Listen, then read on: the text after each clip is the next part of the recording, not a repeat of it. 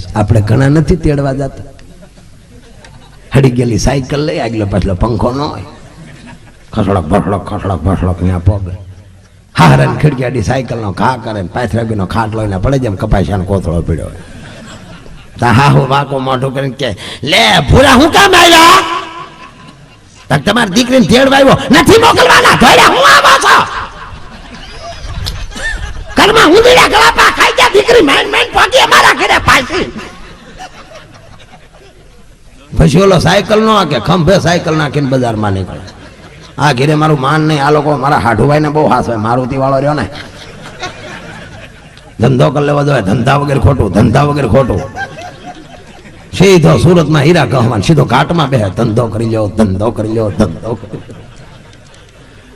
નગર મંદી આવશે ધંધો કરી લ્યો 10,000 નું કામ કરતો થઈ જાય દિવાળીના વેકેશનમાં આવે પાછો સટિયા પટિયા પાડી ભાઈ બંને કે તારો હોન્ડા લઈને 2 દિવસ કેમ તક તારી ભાભીને તેડવા જાવ આપણે કઈ બસમાં જાને ભાઈ એન્ટ્રી પાડવે હું બસમાં જાવ માગ્યું હોન્ડા લઈને સીધું હાહરાના ફળિયામાં ભૂમ દઈને ઈ ફળિયામાં પાછું પેલું વેલું હોન્ડા આવ્યું હોય તા તો હાહરા મોર આવે આલે લે રમેશ આવ્યા એ ગાડલા નાખી દે મોરલા વાળા ટીક્યા નાખી દે આ મારો દીકરો માગ્યા હોન્ડા ની સાવ્યા માંગળે શું બધા મજામાં છો હા હો મજામાં હવે હા રાતે બીડી ટેકાવીને પગો ભાઈ હા સાંભળો છો રમેશ ઉતાવળમાં છે એ કહેતા હતા સોમનાથ જાત્રાએ જવું છે અને રૂમ રાખી છે 7 થઈ જાય તો ધકુન કયો 4 થઈ જાય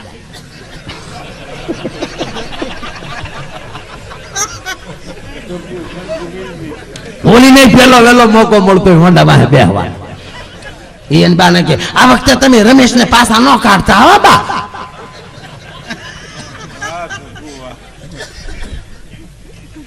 ધકુનું મનેલું મોજો હો બા ધકુ તે ભરેલી થેલી કપડા બેસતા જોડ નાખીને ગામને જાપેલી વાહે બેસી જાય પહેલી વાર હોન્ડા વાહે બેઠે ને હસતા ન રહે બેસી જાય જાણે રિહાઈ ગયેલું વાંદરું બેઠું હોય થેલી પકડી રાખે તો રમેશ મુકાઈ જાય રમેશ પકડી રાખે થેલી મુકાઈ જાય એમાં હાડલા ઘૂસવાને ઘણું બધું પડતા જોયા છે આપણે હા ધૂળ ખીરે તમને લાગ્યું ભાંગી ગયો ડો ભોળોનાથ સતીને તેડવા માટે 4 છાસ ડાકર ડમરું ને ત્રિશુલ રે શિવજી ડાકર ડમરું ને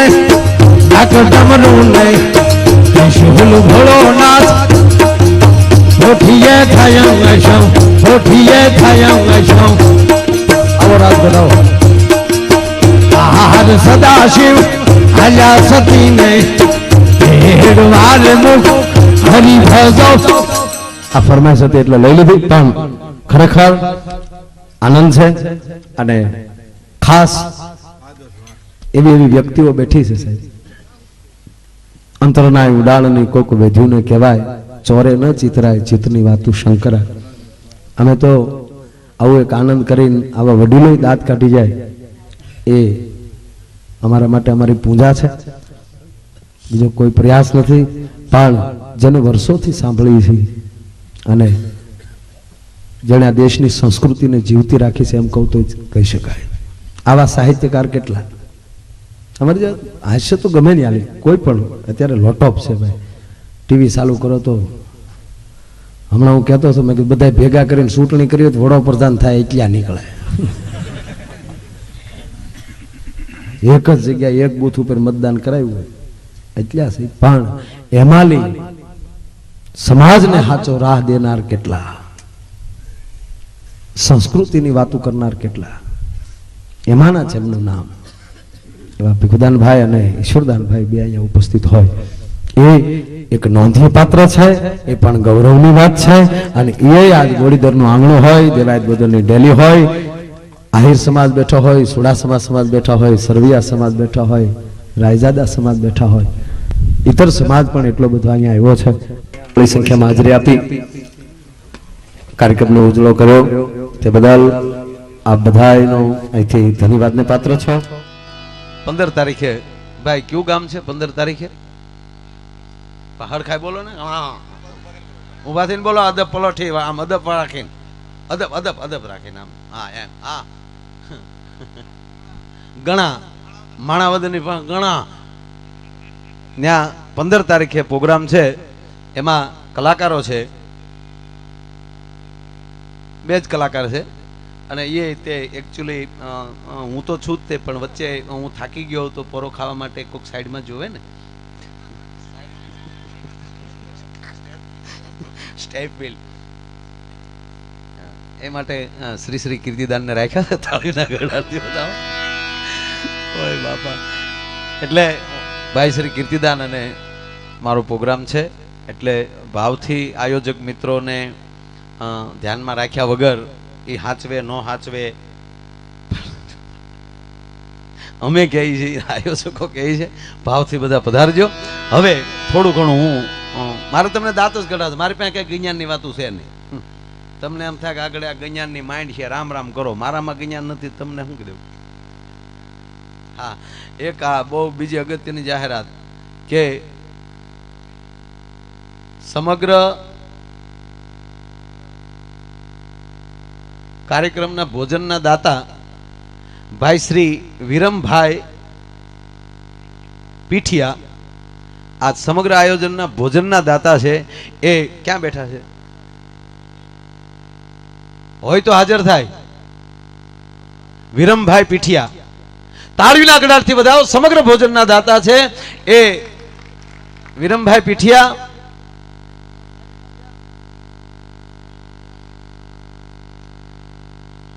હાલમાં એટલે ટૂંકમાં પોતે અમેરિકા આમ બોલો લ્યો. આ ભગવાનની દયા તો જો તાળીઓથી વધાવો. તમારે અમેરિકાને કંઈક વિકાસ કરવો હોય તો નાયતમાં કંઈક આપો. હા, જે દેશે ને એને ભગવાન દેશે, બાપુ એમ કે. જે બીજાને દેશે, સારા કાર્યમાં દેશે, એને ભગવાન દેશે. અને પછી હું કહું કોકનું લેશે અને ભગવાન લેશે. હે, કોકનું ખોટું કરીને લેવું એની કરતા ધર્માદે દઈ ગયો ને. કોક આપણી ડોકમાં ગાળીઓ નાખી જાય અને ન્યા દેવું પડે અને પછી કે સાહેબ પતાવી ગયા ને ગમે એમ જાય, એની કરતા આવામાં આપો ને. હા, પણ માનવીની પાસે કોઈ એ ભલા માનવી આવે રે, માનવીની પાસે કોઈ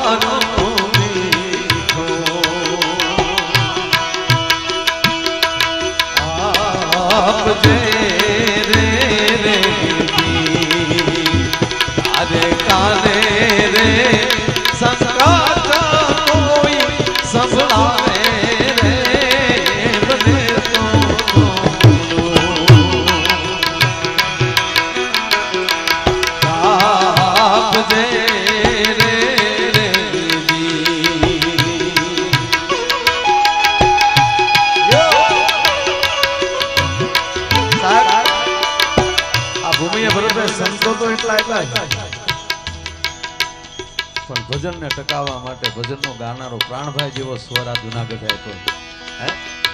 અને સાહેબ હાલમાં અમારા તમામ સાહિત્યકારોને જેને ચીલે ચાલવું પડે એવા ભગદાનભાઈ ગઢવી અને બધા એની કેસેટો સાંભળીને અહીંયા ભગ્યા લ્યો.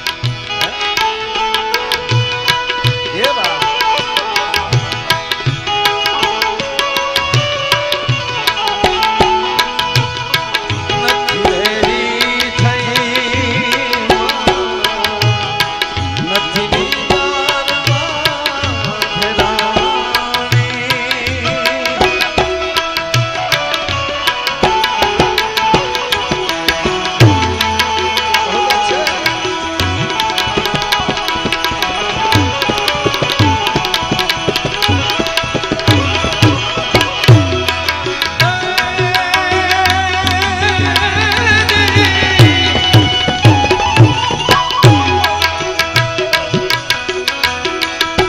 વાત જઈની સાંભળીને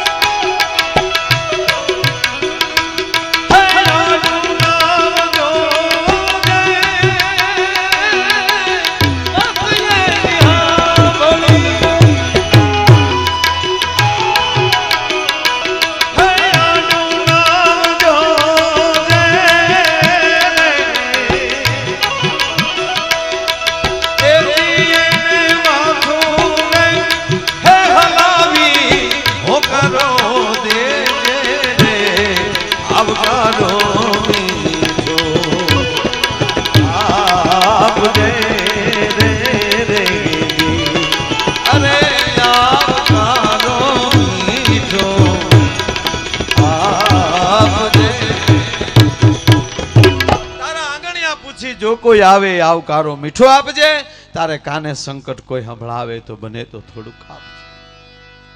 જો જગતગુરુ શંકરાચાર્ય 4 પીઠ એમાં 4 વરણ કર્યા.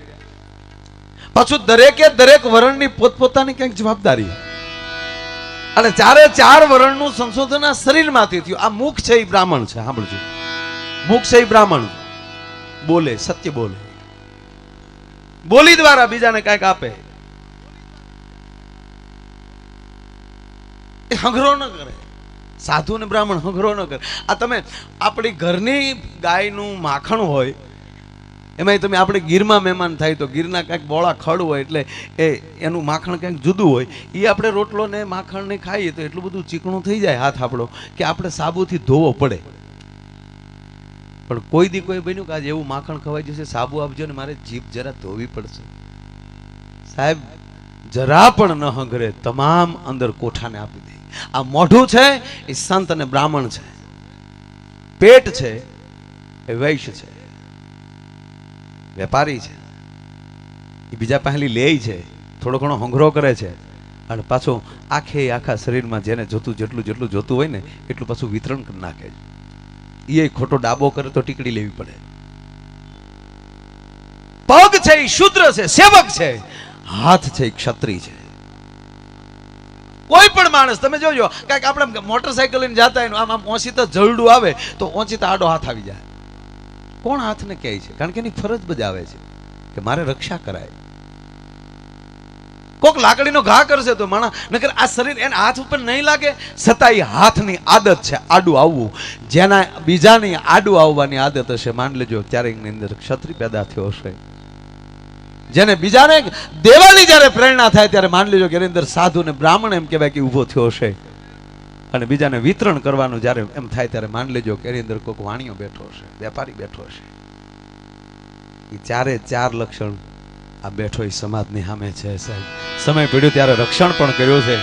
હે અરે છોડો વિતરણ કરવાની વાત છોડો, પેટના દીકરા દેવા સામે જો કોઈ દી આડો હાથ ન કર્યો હોય ભલા માણસ, આનાથી બીજો વેપારી કોણ હોઈ શકે? ખોટનો ધંધો ન કર્યો ક્યારે.